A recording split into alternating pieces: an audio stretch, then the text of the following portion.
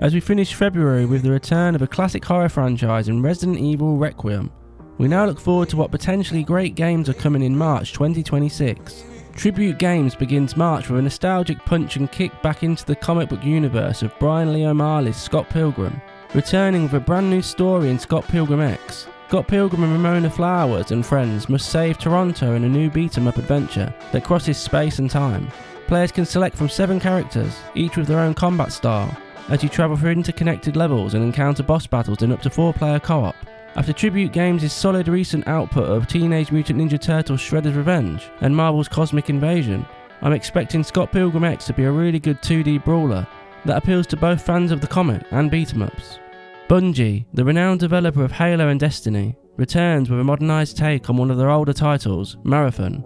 But instead of returning to the single-player campaigns that made their name, Bungie have delved into the PvPvE, survival extraction genre, popularised by titles like Escape from Tarkov and recently, the successful Ark Raiders. Personally, I would have liked to see a Halo-type structure for the world of Marathon, but where Bungie have always thrived is in best-in-class gunplay.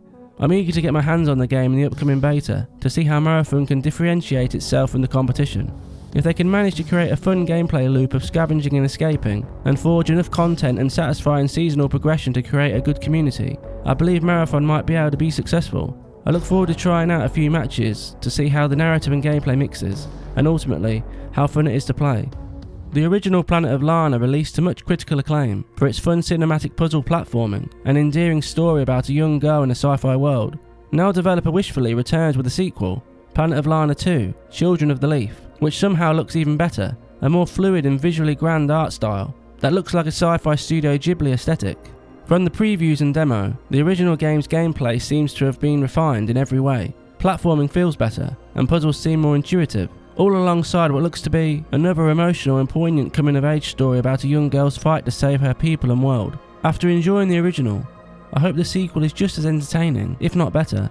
For those who enjoy cinematic puzzle platformers, like Inside, or the recent Reanimal, this looks to be one for you. Everyone's favourite monsters are back in Pokemon Pokopia for the Nintendo Switch 2, a life sim co-developed by Omega Force, who previously made Dragon Quest Builders 2 and Game Freak. All overseen by Shigeru Omori, one of Game Freak's most senior directors. You play as a Ditto, who turns themselves into a human to help build up the environment and town around them. It mixes survival mechanics from Dragon Quest Builders 2 and the life sim elements of Nintendo's Animal Crossing.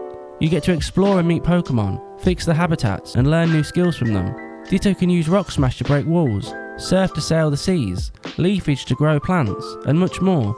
Then craft furniture to decorate the town. It has all the features to appeal to both Pokemon and Animal Crossing fans, who eagerly want a new entry in their favourite series. If it successfully scratches those itches, it's going to be a massive hit. John Carpenter's Toxic Commando is a 4-player co-op, first-person shooter, where you battle through hordes of bloodthirsty zombies. It uses the 80s buddy movie and over-the-top humour featured in many legendary John Carpenter movies, but I'm not sure that will be enough to separate it from the competition, or to appeal to a younger audience. However, 2 things separate it from other games in the genre. It's made by the talented studio Saber Interactive, who brought out the very fun Space Marine 2 and World War Z. These games show they know how to deal with massive amounts of enemies, and how to structure a solid gameplay loop around the repeatable mission structure in these Left 4 Dead inspired co-op games. But what separates it further from the likes of Left 4 Dead is the massive levels that encourage car-based exploration and combat. It's a feature that ups the risk and reward and increases the amount of zombies needed on screen. If it turns out as fun as Space Marine 2, it'll at least be a good time with friends. Set in Italy's late medieval period, you play as a young knight Aieta, who must go on a perilous journey across Italy to find her closest one, Bianca. It's a third-person cinematic action-adventure game, where you choose between 2 fight stances to battle bandits, mercenaries and more. Aieta tries to survive 14th century Italy that's stuck in political turmoil as the citizens are ravaged by pestilence. During her story-rich adventure, she finds skill books to learn new moves so that you can adapt them to your preferred combat style. It appears to be a linear game, which I look forward to playing when it releases. Monster Hunter Stories 3, Twisted Reflection, is a role-playing game set in the Monster Hunter universe, distinguished from the mainline series by a more mature anime art style than previous stories entries, and a heavy focus on turn-based RPG combat. It's a vastly different game. After customising your protagonist, you roam around a vast open world on the backs of giant monsters as you go between your main quest and side stories.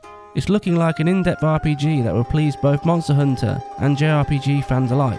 Crimson Desert is an open-world action-adventure title being made by Pearl Abyss, makers of the MMO RPG Black Desert. Set in a massive, seamless world for players to explore. You can ride dragons, use mechs, climb mountains. Every time I've seen the game, it surprises me with how many gameplay systems are in the world. To begin with, it felt almost too good to be true, but the recent developer series of videos has shown the game's focus on a deep story, combat styles, exploration, and relaxed activities to enjoy throughout the world.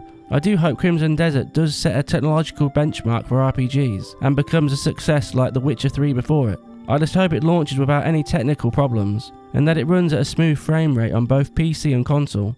Racing specialist Milestone reimagined their old franchise Screamer in a brand new anime-inspired skin, packed full of single-player and multiplayer game modes to race and drift around a dystopian world.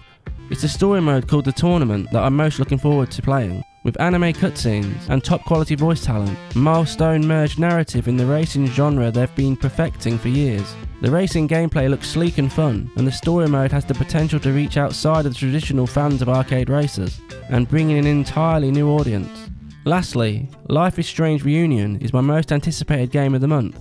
Having played every entry in the series, I hope Reunion has something to say, as it doesn't feel very long since Double Exposure released, and although I enjoyed my time with the game, it wasn't as strong as Deck 9's previous entry, True Colours. By returning to the Max and Chloe story, I hope Deck 9 takes their story somewhere satisfying that doesn't undercut the power of the original game's melancholic ending. Regardless, I'll be there to see how the story unfolds. That's 10 games releasing in March 2026, but as usual, March is full of even more interesting games, so here's 4 more honourable mentions. After the tone-perfect Warhammer Boltgun, developer Auroch Digital returned with Starship Troopers Ultimate Bug War, another universe that suits their sensibilities and seems to translate well into their retro first-person shooter style. You take your squad through the arachnid-ridden wasteland in a single-player campaign with over 30 weapons, and a story told by brand new FMVs from returning movie characters General Johnny Rico and Major Samantha Dietz. So far, Starship Troopers Ultimate Bug War looks like a really fun retro shooter. Hopefully it is received as well as Warhammer Boltgun. Opus Prism Peak is a story-focused adventure game where you play as a photographer lost in a place called the Dusklands, who is travelling alongside a girl who has lost her memories. As they explore to try to figure out where they are, the photographer uses his camera to capture his surroundings to attempt to find a way home. You complete photography challenges at shrines to learn more about the Dusklands and interact with spirit animals in this world of magical realism. If it hits, it looks like a story with the potential to be an emotional journey. Now this one looks really interesting. A football management deck builder called Nutmeg. The devs at Sumo take us back to the 80s and 90s where aggressive tackles and bad haircuts were the norm. Nutmeg lets you experience a 20-year journey across all the divisions in the English football pyramid. Choose your lineups and formations before using cards to try to win every game. Then you manage transfers and scout for new talent. There's still a lot I don't know from the trailers, but I look forward to seeing how well the deck building gameplay translates to the game of football. The latest in a long line of roguelikes, but this time, Raccoin is based on the coin-pushing machines found at the amusements and arcades. Like other roguelikes, Raccoin starts simple and grows in complexity as you unlock different types of coins to combine with powerful items that unlock unique strategies. If the strategies continue to evolve and the gameplay remains fun and fresh, Raccoin has the potential to become a new favourite in the roguelike genre. And that's it. If you enjoyed the preview, please like and subscribe to Play Save Repeat and leave a comment below about the game you're most looking forward to playing in March. Thanks for watching. Until next time.